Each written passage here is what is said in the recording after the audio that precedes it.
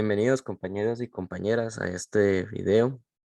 Mi nombre es Carlos Quesada y yo y mis compañeros Andrés Barrantes, Valeria Bermúdez y Jeremy Guerrero les vamos a hablar en este video un poco sobre los diferentes métodos de cálculo para los flujos de potencia.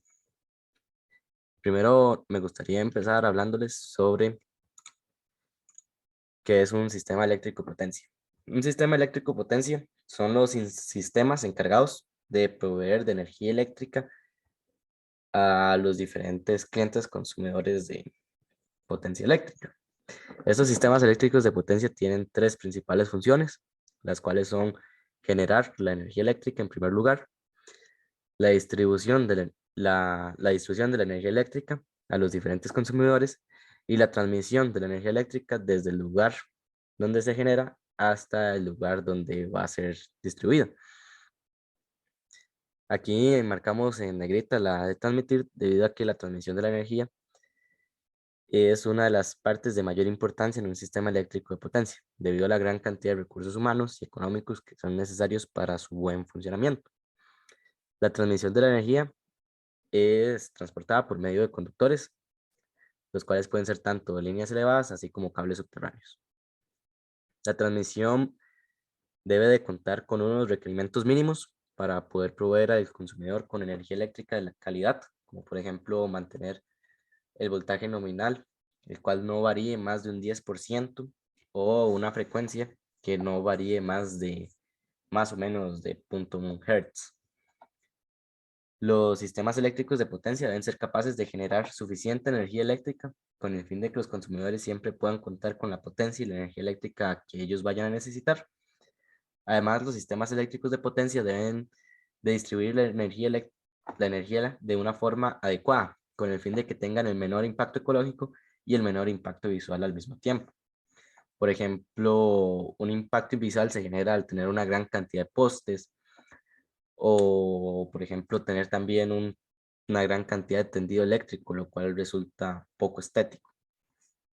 Los sistemas eléctricos de potencia están conformados por muchísimos componentes, desde generadores de energía, transformadores, líneas tanto de transmisión como distribución, cargas eléctricas, reclosers, sistemas de control. Son varios componentes los cuales componen un sistema eléctrico de potencia. Ahora bien, también me gustaría hablar un poco sobre definir qué es un flujo de potencia. Los flujos de potencia son un tipo de estudio el cual es aplicado a las redes eléctricas, los cuales son capaces de proporcionarnos a nosotros distintos valores de importancia, como por ejemplo el valor de la potencia, tanto activa como reactiva, así como el valor del fasor de voltaje, es decir, tanto la magnitud como su ángulo. Mediante estos es posible evaluar la operación del sistema eléctrico de potencia, como por ejemplo determinar el efecto que tendría en la red en el caso de que una línea se desconectara, o bien conocer el estado de operación de la red ante la conexión de distintos tipos de carga. El impacto que tendría el cambio de un componente, entre otros. Importancia. El uso de flujos de potencia se puede utilizar en diferentes situaciones, como por ejemplo para llevar a cabo el análisis de operación de una red para poder simular diferentes contingencias, como por ejemplo accidentes o disturbios, para poder conocer la respuesta que va a tener la red ante estos accidentes. Una aplicación en la industria de los flujos de potencia es, por ejemplo, en considerar qué impacto tendría la desconexión de una subestación o bien de una línea de transmisión de la red eléctrica. ¿Qué sucedía, por ejemplo, si un rayo o una descarga atmosférica impacta una línea de transmisión? El impacto de una descarga atmosférica en una línea de transmisión muy probablemente activaría las protecciones que ésta tenga, lo cual podría llevar a la desconexión de la línea de transmisión del resto de la red. Aquí es donde entra el análisis de flujo de potencia, con el fin de poder conocer qué impacto va a tener esta desconexión qué impacto va a tener esta desconexión en la red. Por ejemplo, esto es útil para conocer la capacidad que tiene la red para poder llevar a cabo sobrellevar estas desconexiones. También es útil para determinar la estabilidad, la confiabilidad y la robustez de la red, y por lo tanto, en caso de determinar que no es estable ante ciertos tipos de desconexiones, proponer soluciones. Eh, los flujos de potencia también pueden ser utilizados en etapas previas de diseño, como por ejemplo para dimensionar la capacidad de los diferentes componentes, determinar la potencia y corriente que serán transmitidas a través de ellos. Aunque estos análisis no se limitan a las etapas previas de la totalidad del diseño, también puede ser que se utilicen simplemente para diseñar una expansión de una red ya existente, como por ejemplo en el caso anterior que les comenté, en caso de que se determine a través de simulaciones que la red es débil, no puede soportar una falla de una línea, entonces se puede diseñar una ampliación de la red por medio de flujos de potencia para poder mejorar su estabilidad y confiabilidad, o bien simplemente para atender un aumento de la potencia demandada por los clientes consumidores de la red. Ahora, métodos numéricos. Para la resolución de estos flujos de potencia, se utilizarán métodos numéricos porque generalmente los cálculos para solucionar estos flujos de potencia son muy grandes y complejos, los cuales llegar a una solución de manera manual sería en extremo dificultoso y poco práctico. La ventaja que tienen el uso de métodos numéricos es su facilidad de implementarlos en programas computacionales, los cuales tienen una gran rapidez para llevar a cabo estos cálculos. Los métodos numéricos son diferentes técnicas y procedimientos desarrollados para ser utilizados en la solución de operaciones aritméticas. Existen gran variedad de métodos numéricos, como por ejemplo los métodos cerrados, entre los que se encuentran el método de bisección y falsa posición. Métodos abiertos, como por ejemplo el de Newton-Raphson, el método la secante, los cuales suelen ser utilizados para resolver ecuaciones que no tienen una solución algebraica. Por lo tanto, no es posible despejar la incógnita. Em, Al ser métodos numéricos, ellos no nos dan una solución exacta, sino nos dan una solución aproximada, y también es posible encontrar el error que tiene esta solución encontrada. Además, existen métodos para resolver, por ejemplo, sistemas de ecuaciones, tanto lineales como no lineales, como por ejemplo el método de Gauss-Seidel, descomposición LU, el método de Jacobi, así como también para encontrar el valor de integrales y derivadas, método de Newton-Cotes, método de Simpson, o bien para la solución de ecuaciones diferenciales, como por ejemplo el método de Euler, o bien el método de Runge-Kutta. Ahora, la solución que se va a encontrar va a llevarse a cabo por medio de un método iterativo. Un método iterativo es una forma de resolver problemas matemáticos por medio de aproximaciones sucesivas. Para poder empezar a utilizar estos métodos es necesario suponer un dato inicial, el cual, a partir de este, se podrán comenzar a realizar el resto de aproximaciones.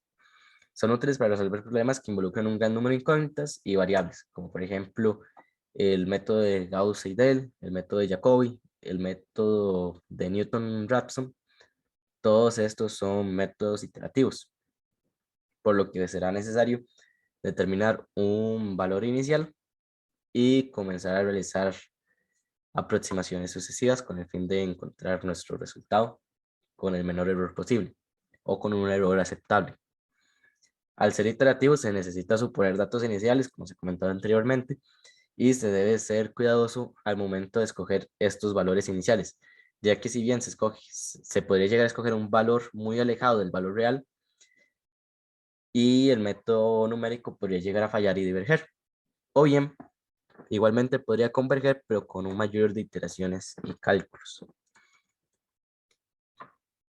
Un ejemplo de una ecuación iterativa es el siguiente ejemplo, en el cual tenemos dos barras, cada una con su tensión V1 y tensión V2, las cuales están conectadas a través de una línea de transmisión con una impedancia Z, y a través de esa línea de transmisión circula una corriente eléctrica I. Como podemos observar, la tensión de la barra 1 tiene que ser igual a la tensión de la barra 2, más la caída de voltaje que hay en la línea de transmisión, es decir, la impedancia por la cantidad de corriente eléctrica que circula por la línea de transmisión. Además, también sabemos que la potencia eléctrica o la potencia aparente en la barra 2 es igual al voltaje en 2 por su corriente conjugada. Entonces, a partir de las ecuaciones anteriores, es posible llegar a la siguiente ecuación, la cual es una ecuación iterativa. Por ejemplo, a partir de las ecuaciones anteriores, aquí en esta segunda ecuación, nosotros podríamos tomar este valor ZI que está sumando y pasarlo a restar para obtener esto.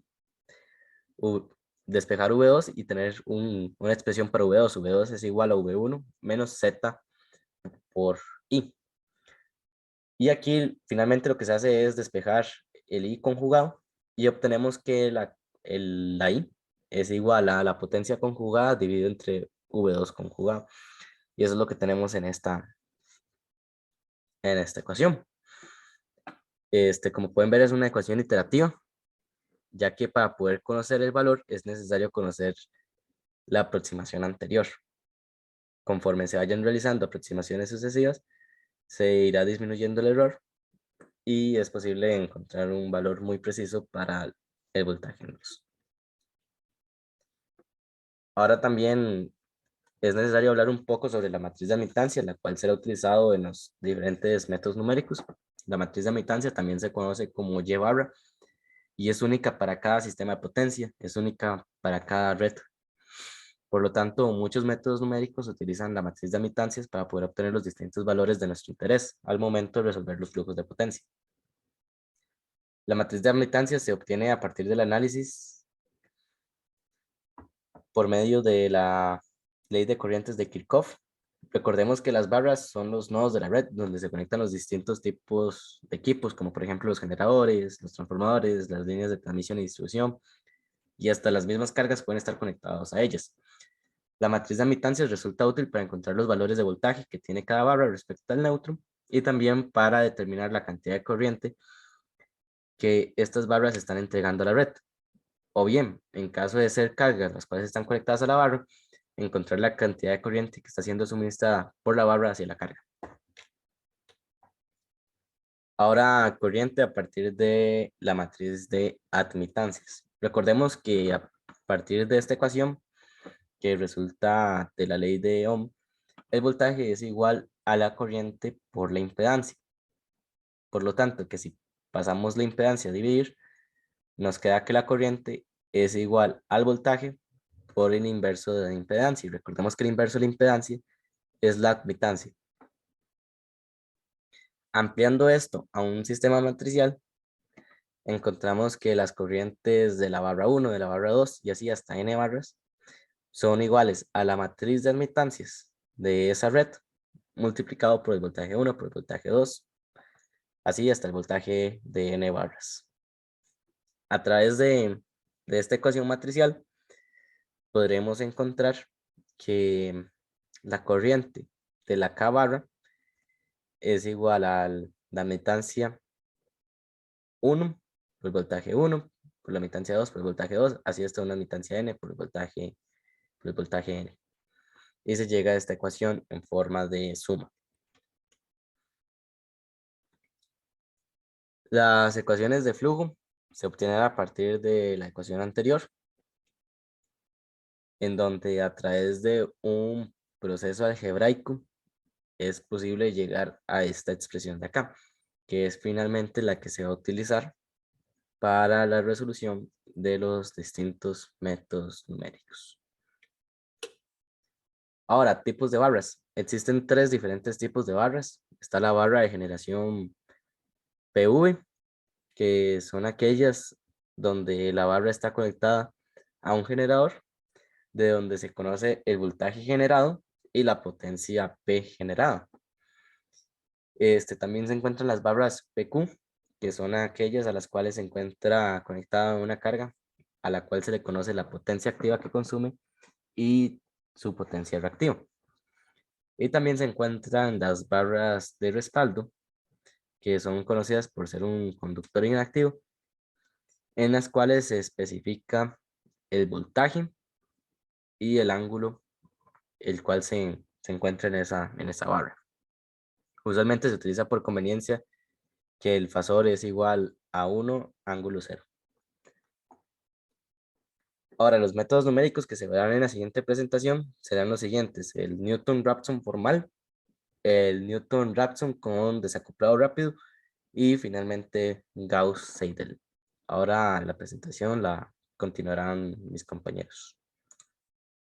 Bueno, antes de conocer el método de Newton-Raphson aplicado a flujos de potencia, vamos a mencionar brevemente el Newton-Raphson formal, que es este método, es un procedimiento algorítmico que permite hallar raíces de funciones conociendo un valor numérico cercano a la raíz. Es un método abierto, iterativo y en general de rápida convergencia. Su esquema iterativo se deriva del desarrollo del teorema de Taylor. Esas iteraciones, bueno, se realizan con esta ecuación que podemos ver acá. Y bueno, para entender este método de una forma gráfica, podemos observar en la imagen a la derecha que aquí tenemos una función f de x a la cual vamos a buscarle su raíz, que sería el cuadro marcado en azul.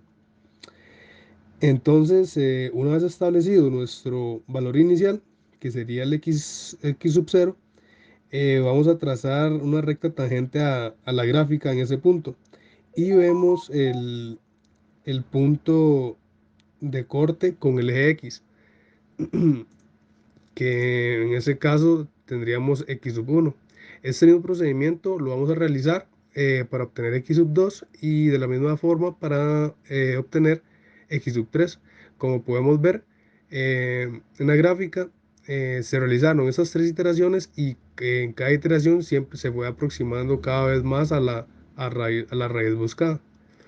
Entonces, en eso consiste este método, en realizar estas iteraciones y aproximar cada vez más este valor a la raíz que buscamos. Newton-Raphson para flujo de potencias. El método Newton-Raphson aplicado a potencias resuelve en forma polar y no rectangular, hasta que los errores de la diferencia de potencia activa y potencia reactiva caigan dentro de los límites establecidos. El método inicialmente toma la expansión de series de Taylor de las funciones, pero se ignoran las derivadas de orden 2 y superior para poder ordenarlas de manera matricial. Y se tiene también que el número de iteraciones que se requieren es independiente al número de barras. En lo que es su demostración, en el primer par de ecuaciones tenemos las funciones de diferencia de potencia, donde se tiene que G es la diferencia en potencia, H la potencia calculada y las constantes B serían las potencias programadas. Si la potencia calculada es igual a la potencia programada, nuestra diferencia de potencias es igual a 0. En el segundo par de ecuaciones podemos ver que la función g de diferencia de potencias lleva dentro de su argumento x con un asterisco. Este asterisco indica que es la solución correcta al cálculo de la potencia calculada, que da igual a la potencia programada.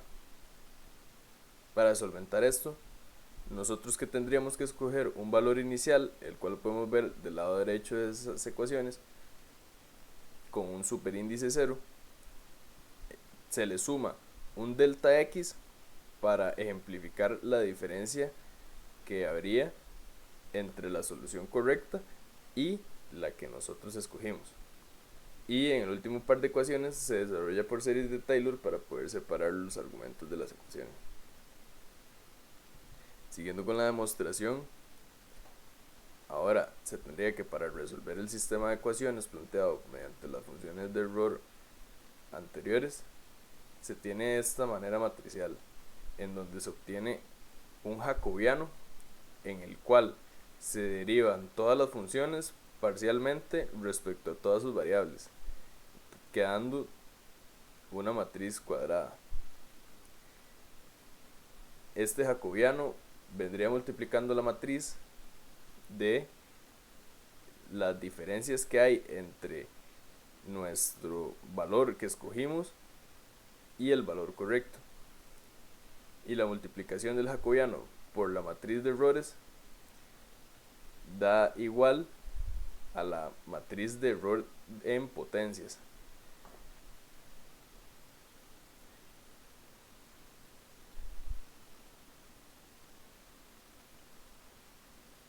En la parte de abajo podemos ver que cuando ya vamos iterando vamos a tener que ir corrigiendo los valores que habíamos escogido inicialmente.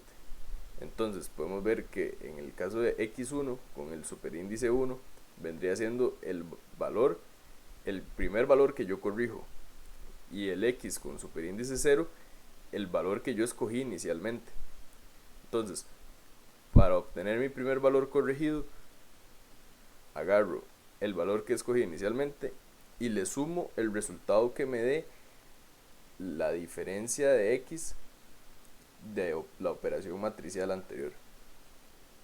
Ahora, en las funciones de error se mencionó que hay una potencia la cual es calculada y otra potencia la cual es programada. La potencia programada ya se sabe desde el enunciado, pero la potencia calculada es un valor que hay que ir actualizando en cada iteración. Ahora, para explicar mejor estas ecuaciones, hay que tener en cuenta el nodo en el cual se está calculando la potencia y los nodos desde los cuales fluye potencia hacia la barra en la que estamos ubicados. Para la potencia activa se agarra la magnitud del voltaje del nodo en el que se está calculando y se multiplica por la parte real de la admitancia de la matriz Y barra y se suma por cada barra con la que está enlazada la barra en la que estamos calculando potencia el producto de el voltaje en por unidad de la barra en la que estamos ubicados por el voltaje en por unidad de la barra con la cual está enlazada, por la admitancia entre ambas, por el coseno del ángulo de la impedancia entre ambas, más el ángulo del voltaje de el nodo con el cual se está enlazado, menos el ángulo del voltaje en el nodo en el que estamos calculando la potencia.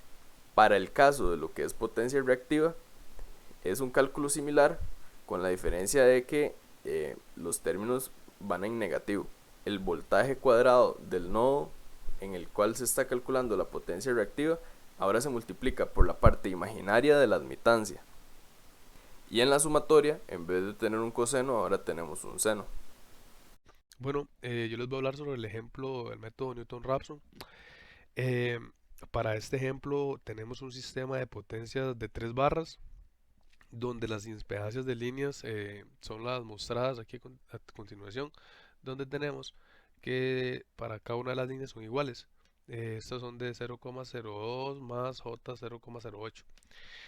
Em, También cada una de estas barras tiene sus respectivas cargas,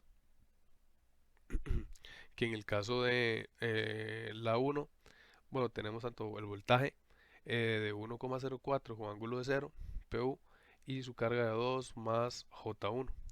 En el caso de la barra 2, tenemos una carga de 0,5 más J1, y en la 3 de 1,5 más J06, em, y su voltaje de 1,04. En este ejercicio se establece que la barra número 1 es la barra de oscilación, porque tenemos tanto el voltaje como el ángulo. Bueno, primeramente vamos a hacer el cálculo de las admitancias para hacer el cálculo de la YBUS. Como ya sabemos, para esto la admitancia es la inversa de las impedancias, por lo que una vez ya hecho este cálculo, ya tenemos que cada una de las impedancias anteriormente mostradas, ahora vamos a tener estos datos, que es de 2,94 más J 11,76 para cada una de las líneas. Em, Ahora vamos a proceder a calcular el YBUS. Bueno, que aquí inicialmente vamos a calcular la, lo que viene siendo la diagonal, que para la posición Y11, en este caso vamos a sumar los valores que tienen el 1, que sería Y12 y Y31, que nos está dando de 5,08 menos J23,53. En el caso, bueno, por tener datos iguales, vamos a tener los mismos resultados, pero hay que tomar en cuenta que son distintas impedancias las que estamos sumando. Para el Y2 es la suma que vamos a hacer es de Y12 más Y23, y para el Y33 vamos a utilizar el Y23 más el Y31. Ya una vez con esto ya podemos realizar aquí la matriz de admitancias, donde aquí podemos colocar los datos de los cálculos que hicimos anteriormente, eh, aquí en la diagonal, y conservando el signo, y para el resto vamos a hacer un cambio de signo donde, como está aquí mostrado, donde van a estar los siguientes. eh, las siguientes admitancias, que son las anteriores. Una vez, bueno, aquí ya tenemos la matriz de admitancias en rectangular, pero nosotros vamos a trabajarlas en polar debido a que vamos a requerir de estos valores de ángulos. Bueno, para realizar la primera iteración hay que tener en cuenta hay que establecer como las condiciones iniciales para el método de Newton-Raphson, por lo que bueno, ya teníamos los valores de los voltajes, que en este caso el único que nos faltaba era el de voltaje 2, que en este caso vamos a establecer que es 1, y los ángulos que van a ser de 0. Y vamos a realizar un número de iteraciones hasta tener un error establecido menor o igual a 0,001.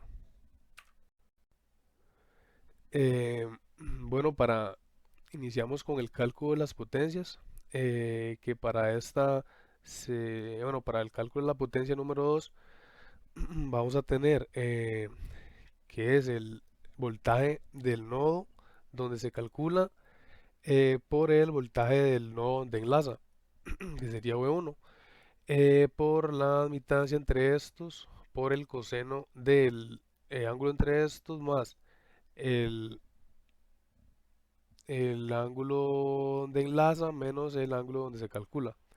A esto lo vamos a sumar el voltaje al cuadrado, donde se calcula que sube 2 por Y22 por el coseno de este, que sería el coseno 22, de citado 2, perdón. Y luego, igual que la parte anterior, vamos a hacer el voltaje 2, donde se enlaza, perdón, el voltaje 2 donde se calcula, por el voltaje 3, que es el otro donde enlaza, por la admitancia Y23, que es entre ellas, y los ángulos, el coseno del ángulo entre ellas más el ángulo 3 menos el ángulo 2. Ya todos estos datos ya los tenemos, ya los conocemos, entonces una vez con estos vamos a evaluarlos y vamos a obtener un valor de P2 de menos 0,2353 PU. Igual vamos a realizar los mismos cálculos para P3 y Q2, que en este caso, una vez ya evaluados los datos en la función, Para P3 tenemos un valor de 0,1224 PU y para Q2 de menos 0,94 PU. Eh, bueno, ahora aquí vamos a calcular los diferenciales de las potencias, donde vamos a utilizar aquí los valores iniciales y le vamos a restar los calculados recientemente. Aquí en los valores iniciales, como ya teníamos desde un inicio en el enunciado que lo mostramos, son de 0,5, 1,5 y 1.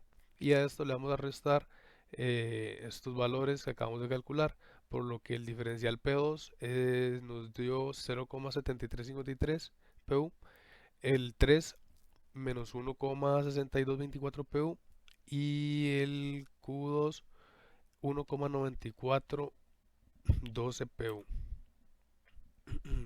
Una vez ya con estos valores de diferenciales, podemos calcular las variables mediante esta ecuación. Esta ecuación nos dice que tenemos la matriz de los diferenciales de potencia, que es igual a la matriz jacobiana por una matriz de las variables, que en este caso son el ángulo 2, el ángulo 3 y el voltaje 2. Esta matriz jacobiana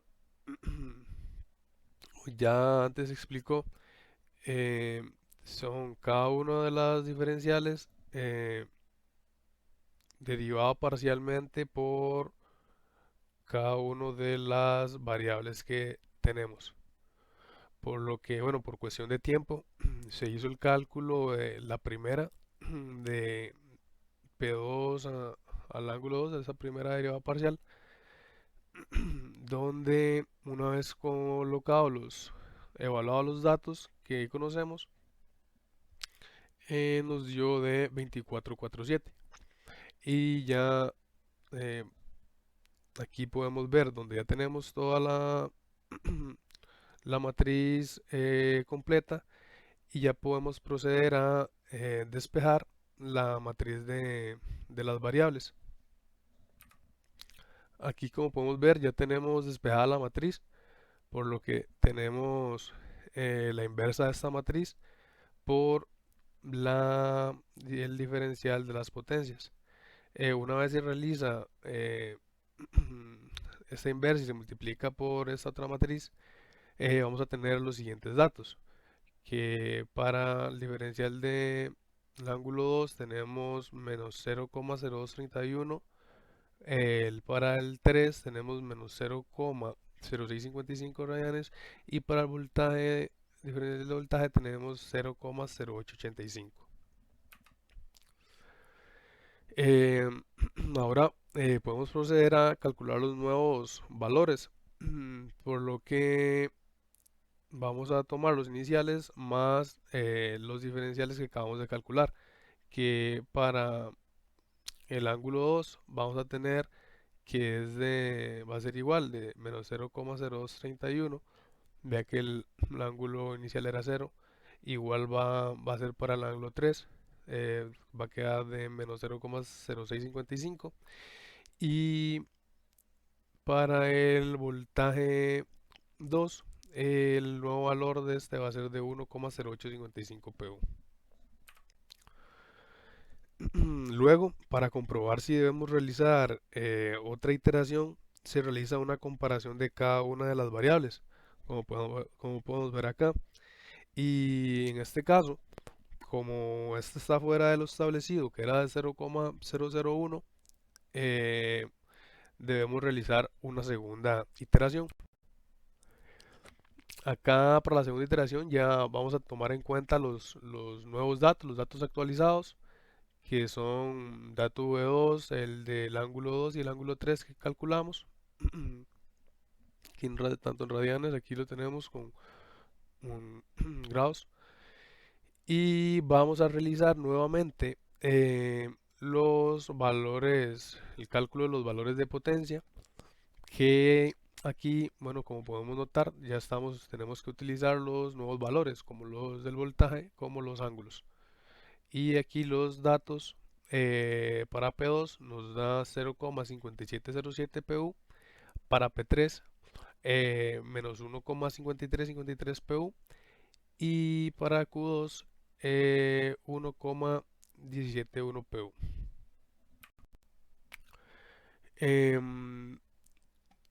Bueno, vamos a seguir haciendo lo mismo que realizamos anteriormente para esta segunda iteración con el valor inicial y el valor calculado anteriormente. Vamos a tener que el diferencial de P2 es de menos 0,0707, para P3 es de menos 0,0353 PU y para el diferencial de Q2 es de 0,171 PU. Eh, para la matriz de Jacobiano, igual por tiempo, y aquí tenemos los datos. Como pueden ver, al compararlo con el anterior, cambió un poco. Eso es por los nuevos datos que se están utilizando. Ya al tener tanto la matriz de diferencial de potencias y el Jacobiano, vamos a realizar el despeje para así con esto ya poder tenerlos, al calcular esto, ya poder tener los valores de eh, el ángulo 2, el diferencial del ángulo 2, que es de 0,00094 radianes, el ángulo 3, que es de menos 0,0003 radianes, y el, el del voltaje, que es de 0,0066. 0,0066, perdón. Finalmente, obtenemos los nuevos valores de ángulos y voltaje, los cuales nos dan menos 0,02407 radianes. El ángulo 3 nos da 0,06553 radianes y el voltaje 2 nos da un valor de 1,08484 PU. Y por último hacemos la comparación de estas variables y ya como podemos ver aquí, ahora sí cumple con lo establecido, con el error establecido que era menor o igual a 0,001, por lo que podemos decir que ya terminamos el ejercicio. Muy bien, ahora vamos a conversar sobre el método de Newton-Raphson con desacoplado rápido. Este es un método muy utilizado para sistemas de potencia a gran escala debido a su rapidez de convergencia. Mejora la eficiencia del método formal en términos computacionales y de memoria requerida. Hacer un método que converge mucho más rápido requiere también de menos memoria. La matriz del jacobiano se manipula de forma de que sus valores sean constantes y con la mínima intervención, y presenta una limitante con la convergencia de métodos donde la relación Rx y Gb es muy alta. Como solución, es usual agregar una barra imaginaria entre estos elementos para bajar la relación Rx. Ok. Una diferencia entre el método de Newton-Raphson formal y el método de Newton-Raphson con desacoplado rápido, como se mencionó anteriormente, es que en el método de Newton-Raphson, con cada iteración, con cada aproximación sucesiva, es necesario variar y calcular nuevamente la matriz de Jacobiano, cosa que no sucede con el método de Newton-Raphson de desacoplado rápido. Con este método de Newton-Raphson con desacoplado rápido, lo que se intenta es que la matriz del Jacobiano se mantenga constante a lo largo de las diferentes aproximaciones sucesivas. Ahora, estas son las ecuaciones que rigen el método. Aquí su demostración. Dado que el jacobiano tiene valores constantes en sus términos, es necesario formular ecuaciones para dichos términos, que serían estas cuatro ecuaciones de acá. Después se le realizan unas ciertas simplificaciones y se sumen ciertas cosillas, que como por ejemplo b sub i y bi al cuadrado es mucho mayor que qi, y que el seno del ángulo IJ es mucho menor que el coseno de IJ. Además, se considera que el jacobiano, la magnitud del voltaje, es igual a un PU, y por lo tanto, a partir de estas ecuaciones, se realizan ciertas simplificaciones, como por ejemplo, se sabe que el seno de, el seno de IJ es mucho menor que el coseno de IJ, por lo tanto, en esta ecuación es un término que se puede despreciar, y se realizan las simplificaciones y se obtienen las siguientes ecuaciones de acá, que son las que se utilizarán para resolver el método a partir del flujo de potencia, a partir del método de Newton-Raphson con desacoplado rápido. Es importante también mencionar que este método posee 4 variantes. Por ejemplo, la PV, donde las resistencias no son ignoradas en su totalidad, y las susceptancias son usadas tanto para el cálculo de B' como de B'. También está la variante XB, donde las resistencias son ignoradas para el cálculo de B', o bien la variante BX, donde las resistencias son ignoradas para el cálculo de B'. También se encuentra, por último, la variante XX, donde las resistencias son ignoradas tanto para el cálculo de B' como para el cálculo de B'.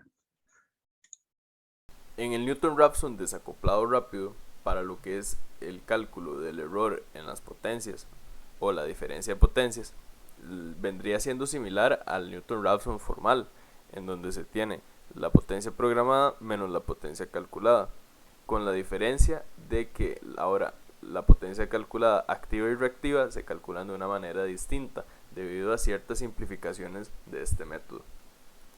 Para la potencia calculada activa se tiene la multiplicación entre el voltaje en el nodo donde se quiere conseguir la potencia por la sumatoria de cada enlace que haya de flujos de potencia con la barra que estamos analizando, de la parte imaginaria de la admitancia entre cada barra por el seno del ángulo del voltaje en la barra en la que estamos obteniendo la potencia.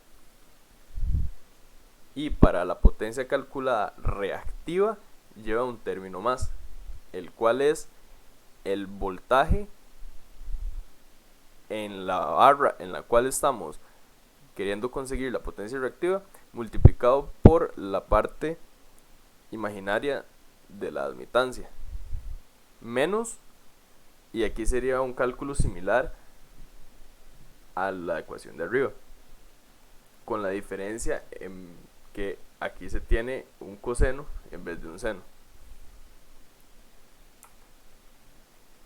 Entonces tenemos que el algoritmo para el método Newton-Raphson desacoplado rápido es primero calcular los errores iniciales de las diferencias de potencia entre las magnitudes de los voltajes. De segundo, resolver la ecuación 1 para las diferencias en los ángulos. Posteriormente, actualizar los valores de los ángulos y utilizarlos para calcular los errores en la diferencia de potencia reactiva entre voltaje. Para un paso 4 de resolver la segunda ecuación para obtener la diferencia de voltaje y actualizar las magnitudes de los voltajes, y regresar a la primera ecuación para repetir la iteración hasta que se consiga un valor en la tolerancia mínima permitida en los errores del cálculo.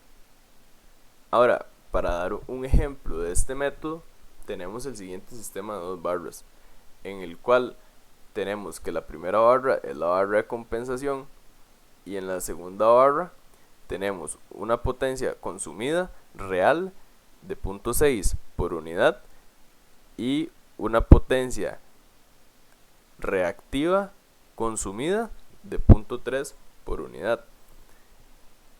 La impedancia entre barras es de 0.25 y la impedancia propia de la barra 1 es de 6J. Tendríamos que en nuestro paso 1 está calcular la matriz de admitancias, donde hay que recordar que la barra 1 tenía una impedancia propia, y lo segundo serían las funciones de error, que estas no son otras que las funciones de diferencia de potencias. Siguiendo con el método, se aplica la fórmula para obtener primero las diferencias en los ángulos y también las diferencias en los voltajes. Una vez despejados, se obtiene la matriz de las diferencias en las incógnitas y se puede proceder a actualizar los valores. Como normalmente se inicia en un inicio plano, en el cual los ángulos desconocidos se suponen como ceros y los voltajes desconocidos como unos, obtenemos los nuevos valores y seguimos iterando. En la segunda iteración se realiza el mismo procedimiento que en la primera, con la diferencia de que se actualizan los valores de los ángulos desde la entrada. Una vez obtenidos las nuevas diferencias en nuestras incógnitas, volvemos a actualizar los valores para obtener un resultado aún más fiable.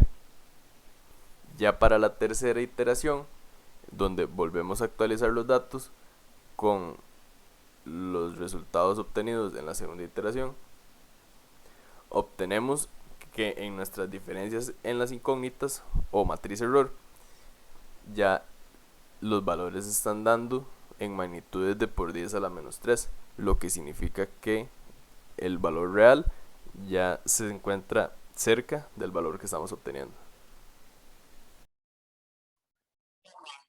El tercer y último método que vamos a abordar en la presentación es el método Gauss-Seidel. Al igual que los dos anteriores, este resuelve ecuaciones algebraicas no lineales. Gauss-Seidel es uno de los métodos más simples en cuanto al proceso algebraico correspondiente. Contiene una particularidad para lo que es disminuir las iteraciones necesarias para la convergencia, y es que se puede utilizar un factor de aceleración en los casos donde sea posible. En la siguiente diapositiva vamos a hablar un poco más de esto. Como característica del método, su mayor eficiencia es en casos de flujos de potencia para sistemas eléctricos pequeños. Para sistemas eléctricos grandes, normalmente el método no se utiliza como un método completo para encontrar la solución, porque conforme aumentan las iteraciones, él va convergiendo cada vez más lento. O incluso, dependiendo de las características del sistema y dependiendo de los valores iniciales, puede que el método ni siquiera llegue a converger. Entonces, básicamente, lo que se hace para sistemas muy grandes es que el método se utiliza como un método inicial, es decir, donde generamos algunas aproximaciones para tener un valor más preciso, y ese valor más preciso, después, digamos, que es la salida del método Gauss-Seidel, tomarlo como entrada para los métodos más robustos o más eficientes para el caso de sistemas más complejos o más grandes, como es el caso del método de Newton-Raphson o sus derivaciones.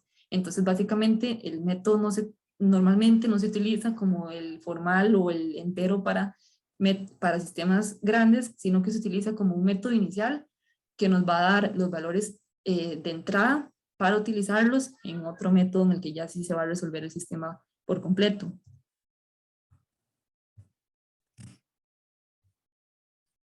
El siguiente, ahora sí, aquí tenemos lo que es el valor de aceleración. En ese, bueno, se muestra un ejemplo, ¿verdad? El valor de aceleración se puede comportar o se comporta diferente de acuerdo a cada sistema y de acuerdo a las características.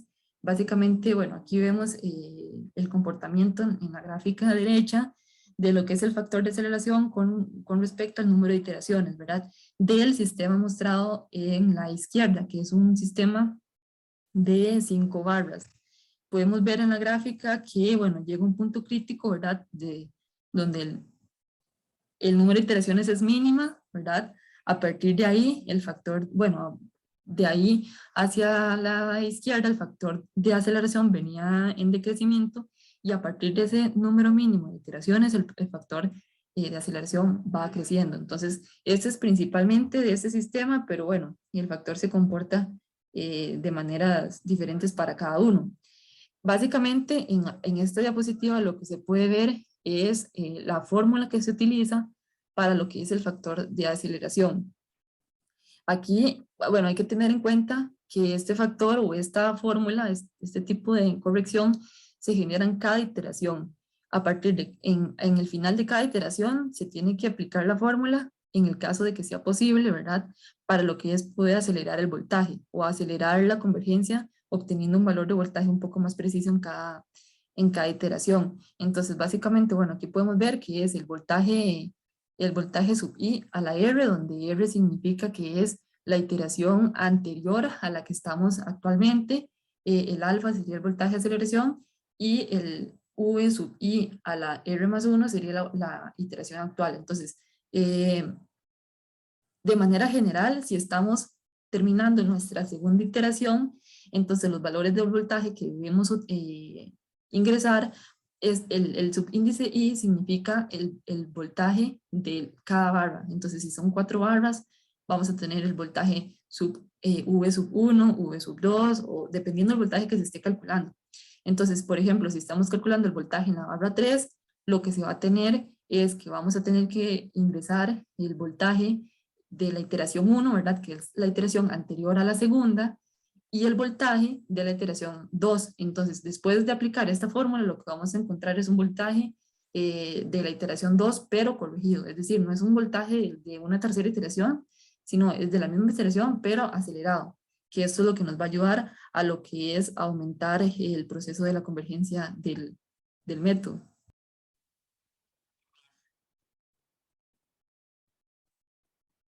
Ok, ahora vamos a ver lo que es las ecuaciones de flujo para Gauss-Seidel según el tipo de barra.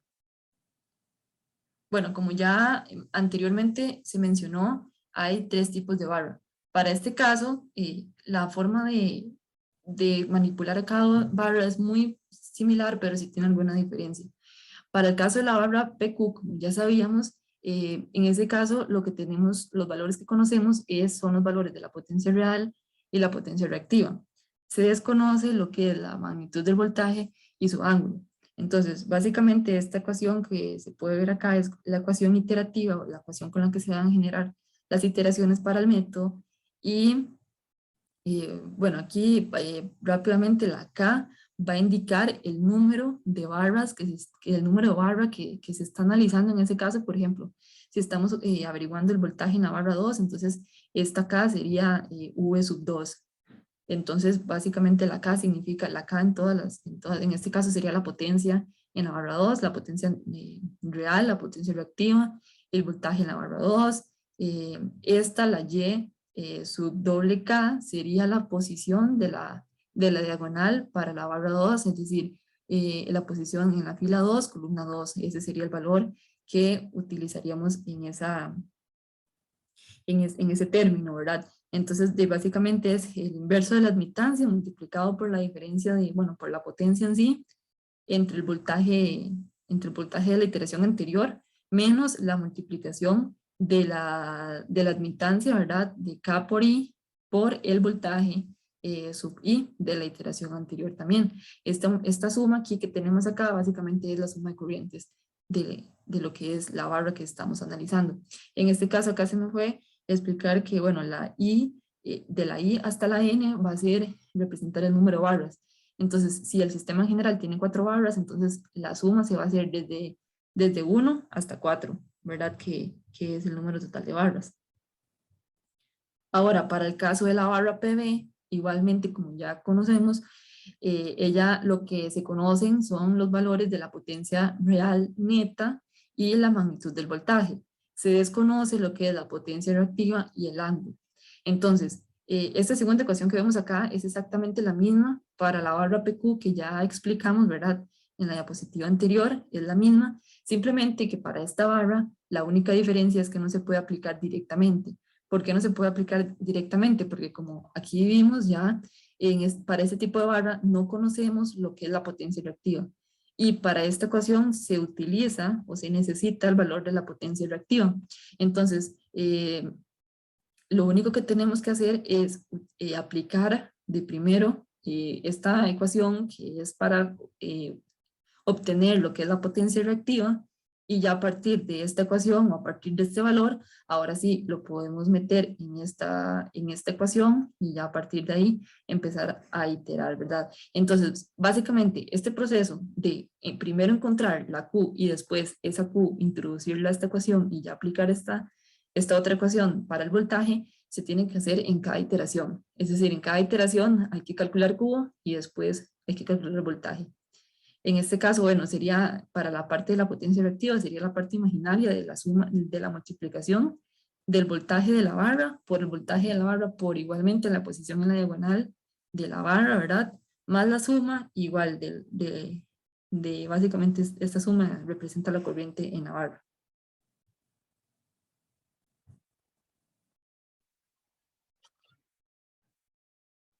De igual manera que los dos métodos anteriores expuestos, para este también vamos a presentar un ejemplo donde podamos comprender un poco mejor, ¿verdad?, toda la parte de las iteraciones y cómo se aplican las ecuaciones a los datos del problema. Entonces, bueno, acá podemos ver la imagen del centro. Tenemos un sistema de 3 barras, ¿verdad? Podemos ver cómo en la primera barra, que es esta barra de la izquierda, se nos da el voltaje y su ángulo. Entonces, básicamente, eso es una barra de referencia o una barra oscilante de ese tipo de barra. Para el caso de la barra 2, podemos ver que acá se nos da la potencia real y la potencia reactiva. Entonces, esta barra sería del tipo PQ. Y para último, la tercera barra, aquí se nos da lo que es la potencia real y la magnitud del ángulo. Entonces esta va a ser una barra tipo PB. Ahora, además de esos datos, se nos dice, ¿verdad?, aquí abajo, que los valores de las impedancias, que son esos que se ven acá en cada una de las barras, están ya en PU, ¿verdad? Las unidades están en PU y fueron obtenidos a partir de una potencia base de 100 megavoltamperios. Entonces, podemos ver que la impedancia de la línea 1 a la 2 es de 0,02 más 0,04 y para el caso de la impedancia de 1 a 3 es de 0,01 más 0,03 y para el caso de la línea de 2 a 3 la impedancia es de 0,025 más 0,025 en I, PU. En todos los casos van a ser PU, ¿verdad?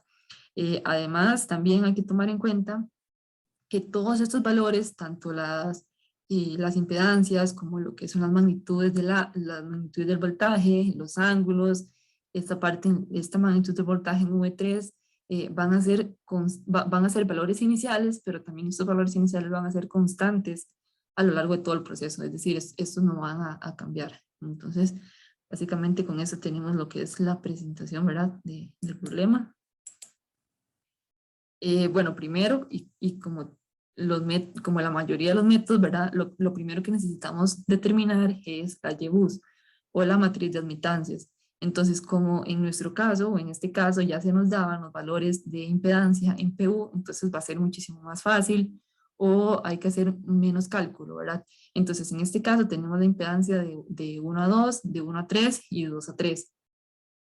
Para refrescar un poco el procedimiento para lograr alcanzar lo que es la matriz de admitancias, básicamente, ¿verdad?, para lo que son los elementos de la matriz triangular superior y la matriz triangular inferior, los elementos van a ser igual, es decir, el 1, 2, el elemento en la posición 1, 2 va a ser igual al elemento de la posición 2, 1, igualmente con el 1, 3 y el 3, 1, y el 2, 3 va a ser igual al 3, 2. Entonces, sabíamos que para obtener lo que es esos valores, ¿verdad?, son el inverso de la impedancia que ya teníamos, ¿verdad? Entonces, por ejemplo, para este caso sería, la admitancia sería de 1 a 2, sería 1 entre la impedancia de 1 a 2.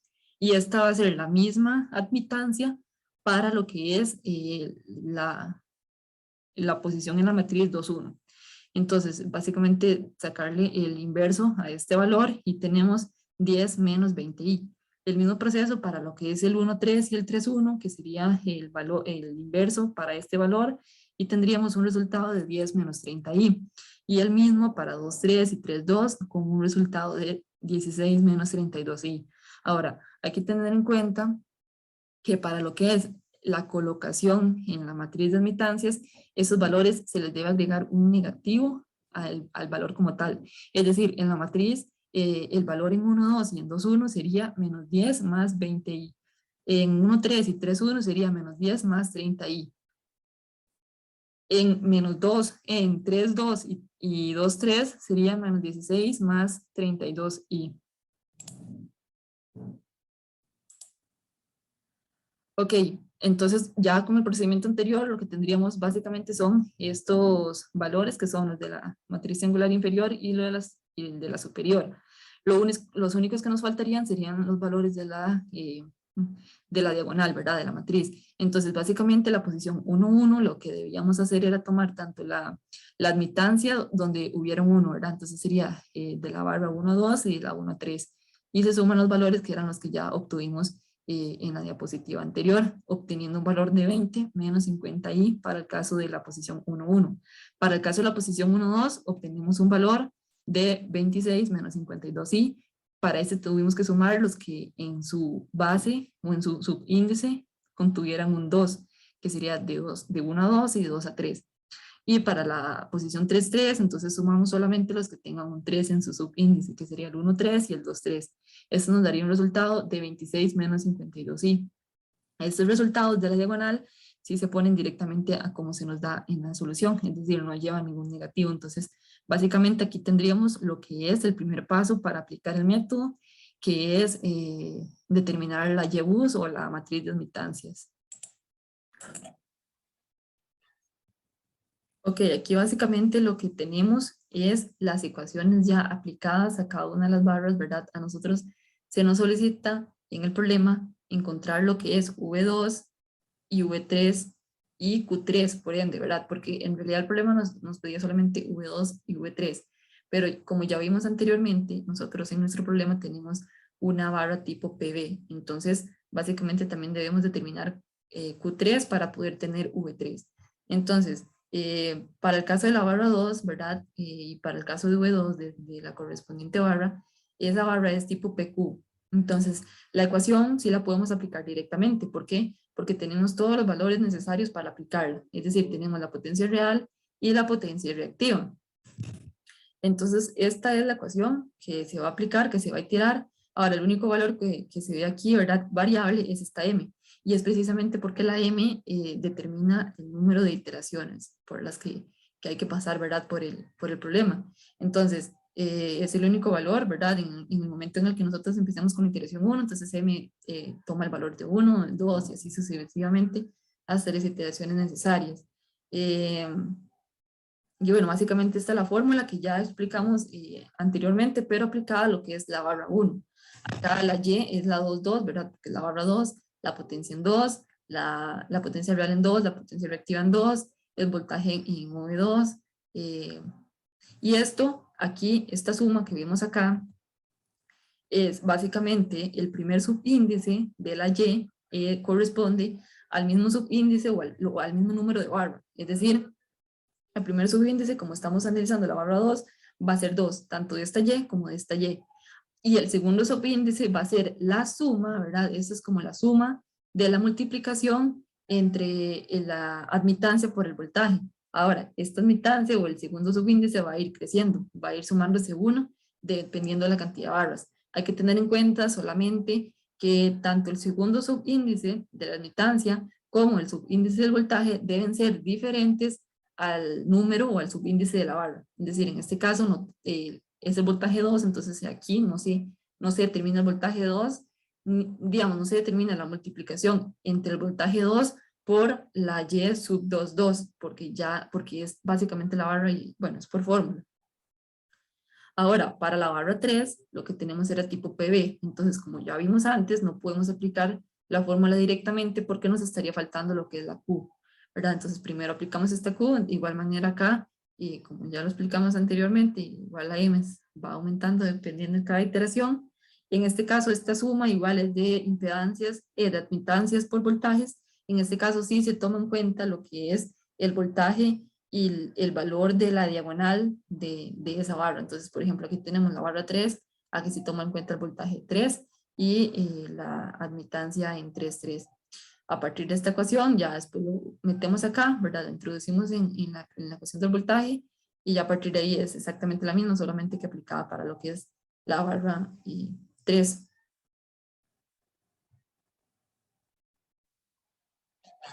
Ahora, como todo problema de ese tipo, ¿verdad? Que son métodos numéricos para el caso de la programación, necesitamos valores iniciales. En este caso, nosotros el problema ya nos daba unos valores, ¿verdad? Que se consideran como ya valores iniciales. Entonces, el problema nos decía que el voltaje en V2 nos da una magnitud de 1,05 y un ángulo de 0.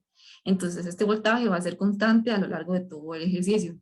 Ahora, el V2 no nos daba ni magnitud ni ángulo. Entonces, lo que se hace es que se asume un valor de 1, ángulo 0, PU, ¿verdad? Recordemos que las unidades están en PU. Entonces, simplemente se asume este valor para lo que es la primera iteración. Después de la primera iteración, ya nosotros vamos a encontrar un valor más aproximado. Entonces, en la segunda iteración vamos a utilizar el valor obtenido de la primera. Para el caso del V3, lo que nos daban era la magnitud. El problema nos daba la magnitud, pero no nos daba el ángulo. Entonces, para este caso, nada más, la magnitud sí va a ser constante a lo largo de todo el problema, de todo el procedimiento, pero para la primera iteración se asume un ángulo 0, ya a partir de la segunda igualmente utilizamos los valores que nos vayan dando las iteraciones anteriores.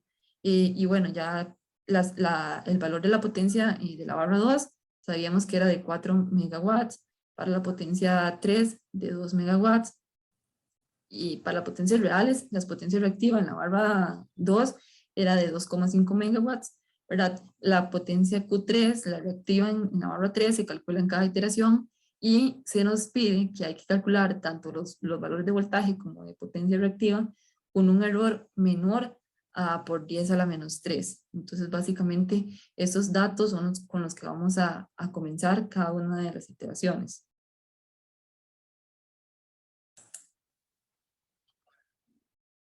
Hasta este punto ya tenemos entonces todos los elementos necesarios para comenzar con lo que es la primera iteración, sí, el proceso del método como tal.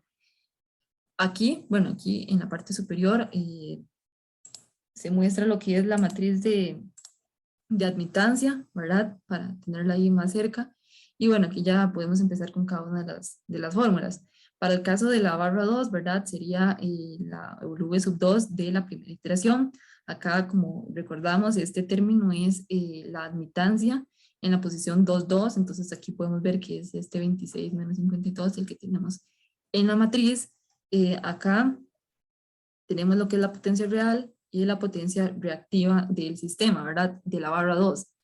Esto dividido entre el voltaje 2, ¿verdad? Que este voltaje es el que utilizamos como un valor inicial, ¿verdad? Para lo que era la primera iteración. Y después acá mostramos lo que era la suma de las corrientes, ¿verdad? Con el negativo, esta sería la posición 2,1, ¿verdad? De la matriz que se muestra acá por el voltaje 1, ¿verdad? Que el ejercicio nos decía que era 1,05 ángulo de 0. Entonces acá ponemos lo que es el voltaje y después esta posición de la iteración o de la fórmula es la posición 2,3, ¿verdad? Que sería esta que vemos acá, por el voltaje en 3, que de igual manera el ejercicio nos decía que era 1,04 y nosotros asumimos un ángulo de 0 para lo que era la primera iteración. Y a partir de este ejemplo, a partir de este cálculo, lo que nos obtenemos ahora es el valor de la primera iteración para el voltaje 2. Ahora, este valor se va a utilizar tanto para el cálculo, ¿verdad? Bueno, si fuera necesario para el cálculo de Q3 y para el cálculo de V3. Para el cálculo de Q3 de la primera iteración, igual aquí tenemos lo que es el voltaje en 3, ¿verdad? Por otra vez el voltaje en la barra 3, por lo que es la posición de la matriz 3,3. Ahora, por el voltaje 1, por lo que es la matriz 3,1 y el voltaje en 2 por lo que es la matriz 3,2. Entonces, bueno, la posición en la matriz 3,2. Y esto nos da un resultado de una potencia reactiva de 1,16. Todos estos valores que nos están dando son valores en PU, ¿verdad? Porque desde el inicio hemos trabajado con valores en PU. Al final, bueno, para la primera iteración, tenemos lo que es el voltaje de la barra 3.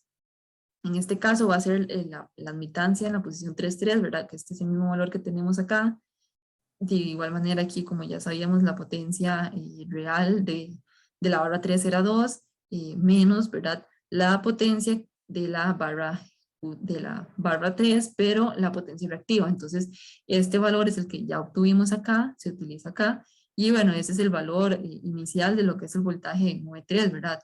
Y después, de igual manera, lo que procede es a hacer la suma de las corrientes. En este caso, como podemos ver acá, ya se utiliza el voltaje 2 de la iteración 1. Es decir, no seguimos utilizando el voltaje del valor inicial aún en la primera iteración, sino que ya utilizamos el valor que obtuvimos justo antes de aplicar la ecuación acá de la segunda iteración.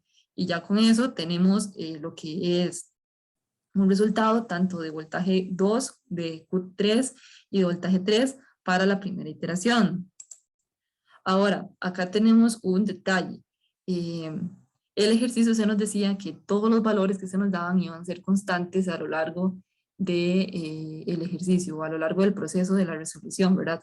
Entonces, aquí, como podemos ver, a nosotros se nos decía que el voltaje en 3 en el ejercicio era de 1,04, ¿verdad? PU. No se nos daba el ángulo. Básicamente tenemos que determinar todo esto para poder comprobar el ángulo o para poder determinar el ángulo.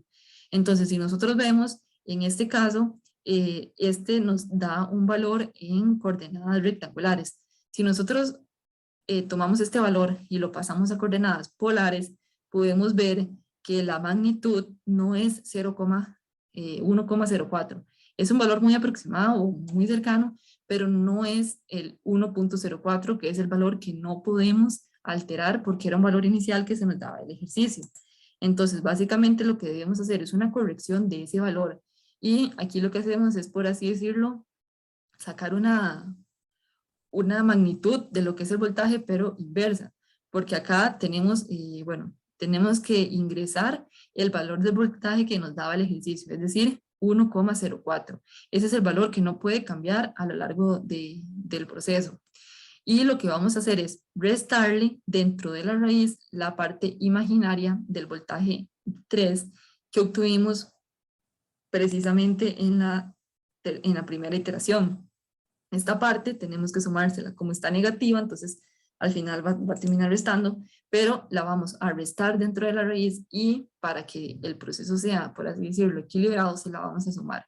Entonces, básicamente aquí con la magnitud que no podemos, no podemos modificar, le vamos a restar lo que es la magnitud de la parte imaginaria del voltaje que nos dio en la primera iteración. Aquí, como se la restamos, ¿verdad? Se la vamos a sumar. Al final aquí, bueno, termina restándose, pero es porque la magnitud, bueno, la parte imaginaria de la rectangular era negativa, entonces termina restando. Entonces, ahora sí, después de generar este cálculo, si nosotros tomamos este valor que nos da aquí este resultado en coordenadas rectangulares y las convertimos a coordenadas polares, donde tenemos tanto voltaje como magnitud, vamos a ver que la magnitud sí es de 1,04. Entonces ahí estaríamos cumpliendo con todo lo que se nos dice el ejercicio.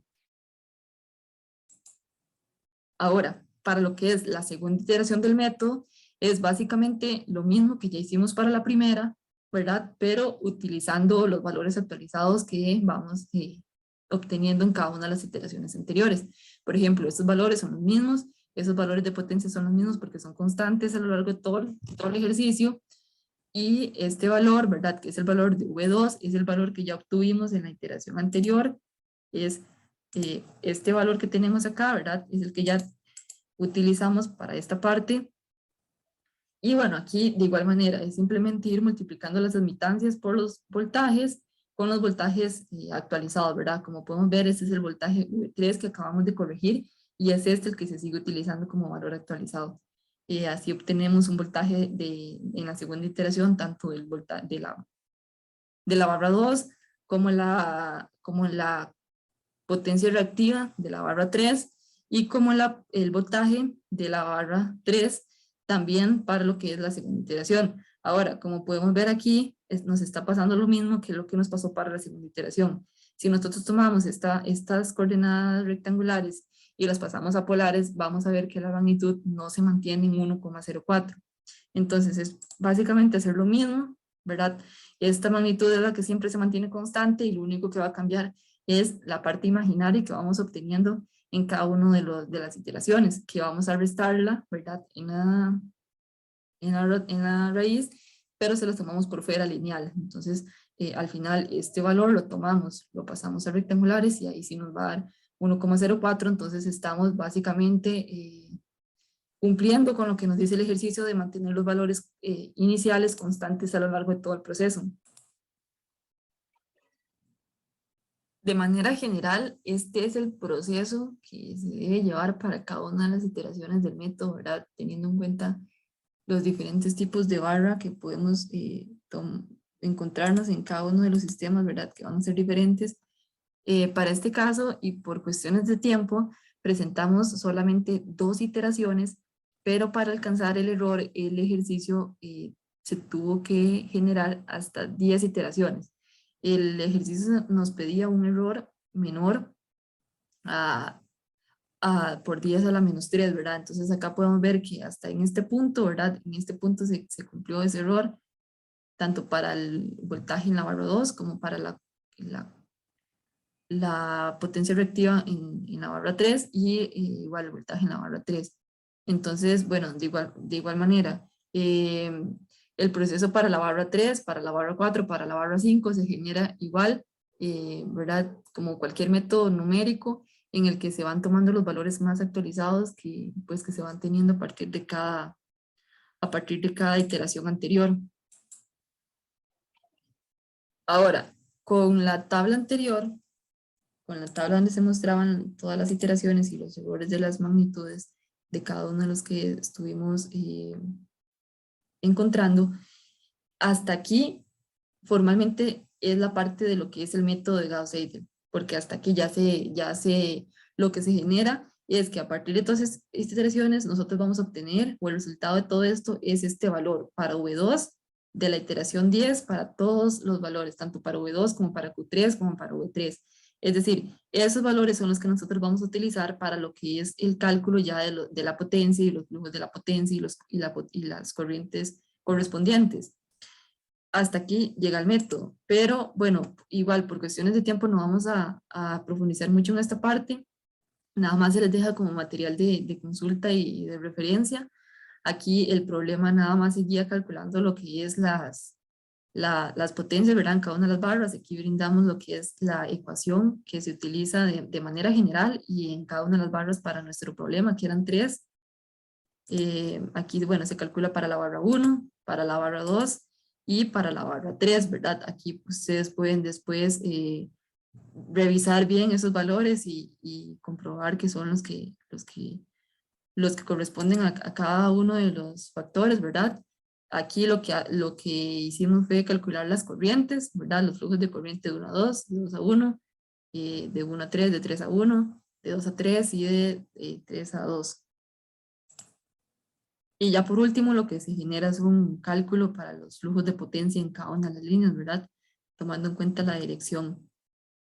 Y con esto prácticamente estaríamos terminando lo que es la explicación del método de Gauss-Seidel y también lo que es finalizando la exposición. Les agradecemos bastante por toda la atención y abrimos el espacio de consultas o comentarios o dudas correspondientes que haya. Muchas gracias.